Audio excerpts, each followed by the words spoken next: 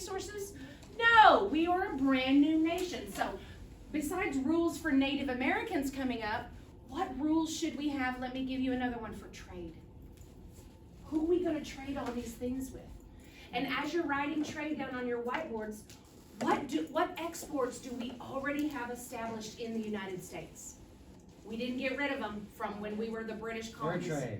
Fur trade, there's one. Huh? White gold? Cotton, okay? We have a little bit of sugar, white gold. I love that you remembered that. That's awesome. Bryson, be more specific, okay? Corn. All right, time out. Corn from which group of colonies?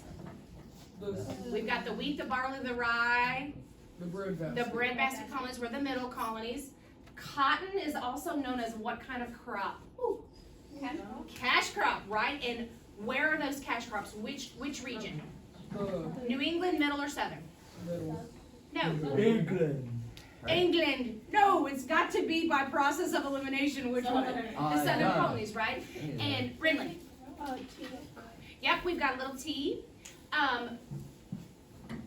When America becomes America, do we get rid of the slave trade? No. So do we still have that economy going? Yep. Okay, could we have ended it right there? Okay, but why didn't we? Okay, we've got a lot of debt to pay and we've got an instant income. But are there any rules regarding trade with our nation now that we've doubled in size?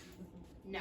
So there's some things that we're going to have to think about. So last thing that I want everybody to kind of participate with on your whiteboards, if you were in charge of our new nation, what rule would you put into place? What do you think? I want to hear your responses. You are Thomas Jefferson. You have just spent $5 million to buy, $15 million, I guess, to buy Louisiana, and it's your show. What are you going to do with it?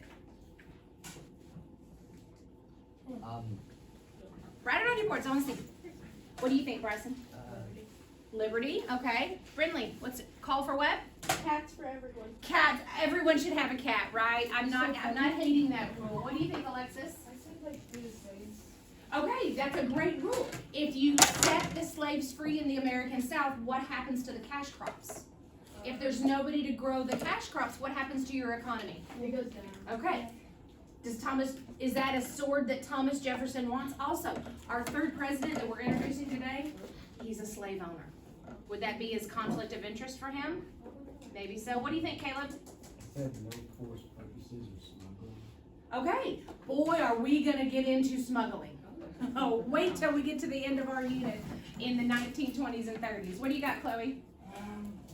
Like I said, make everybody work labor, so like everybody should work for fields or something. Force everybody to work their own plantations and their farms. Get a good day's work in. What you got? Equal rights with Native Americans. Equal rights with Native Americans. We're going to get into that, and there's not. We will talk about different schools. What do you got? I have set the slaves free and hire like farmers. Okay. Tax everybody. Gotta have some taxes to make that revenue, And right? then make everybody have a job. Right. So if Jefferson imposes taxes, what are Americans going to compare him to? Okay. The king. Just like King George when we got through all of that, right? Yes. One last thing. So freedom of being overcharged for your purchases, Right? and also the thing about slavery is I don't know if it should be changed because we wouldn't be where we're at now. There's a lot of questions. So it'd be hard to rule a nation when you have a brand new government and we've just doubled in size. All right, I would not want to be in Thomas Jefferson's shoes. Okay, so I'm going to pass the marker board, the bucket around. If you could put your markers in the basket and put your whiteboards underneath your desks. And open up Google Classroom. I'm going to give you your assignment and then I've got to go. Where are you going? I've got that basket's being passed around. Okay, listen, while you're getting your Chromebooks out, it's kind of fitting that on this day in history, in 1803, Thomas Jefferson gets funding from the government to send Lewis and Clark to expand west. It's gonna be called their Point of Discovery. Shh. It's kind of neat that on this day in history, that exact thing happened, and that's exactly what we're talking about. So I love it when that happens. Anybody else have a question? Okay. So, your assignment for today, okay?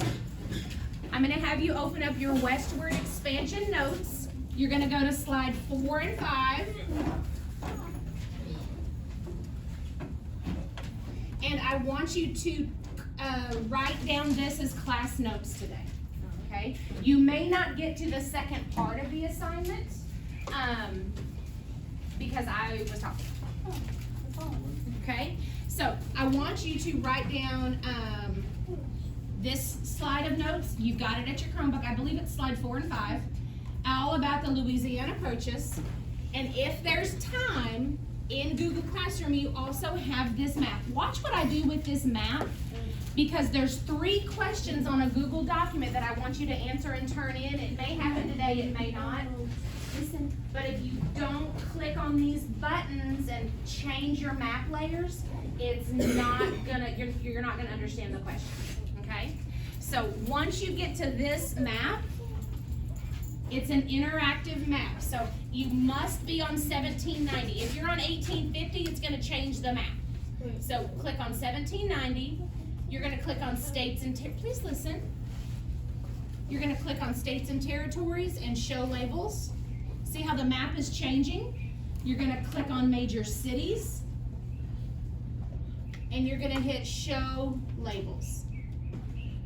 So what I'm gonna have you do, the questions on your Google form today, after you do your notes, you're gonna toggle between 1790 and 1800, and you're gonna tell me how the map changes in that 10-year time period.